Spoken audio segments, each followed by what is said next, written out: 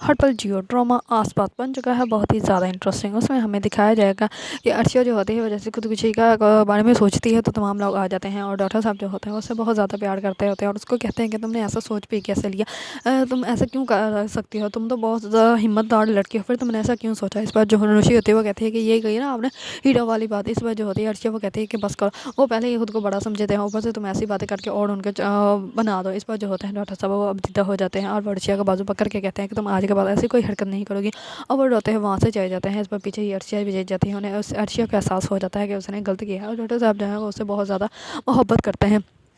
इस पर अर्शिया जो होता है वो जाते ही ऑफिस, और जैसे ही ऑफिस से वो बाहर आती है तो वहाँ पे इनाम मलिक आ जाता है और उसका हाथ पकड़ लेता है और उसको कहता है कि ये गाड़ी भी तुम्हारी अपनी है और अब तो हमारा रिश्ता तय हो गया है, अब तो तुम मेरे साथ जा सकती हो। इस पर जो होती है अर्शिया बहुत ज़्यादा गुस्से में आ जाती है। उसी टाइम ही डॉक्टर साहब आ जाते हैं और डॉक्टर जो होते हैं वो अर्शिया का हाथ छुड़ा के वहाँ से अर्शिया को ले जाते हैं और कहते हैं कि तुम्हारे साथ इसका कोई रिश्ता नहीं हो, ना ही कभी कोई रिश्ता हो सकता है।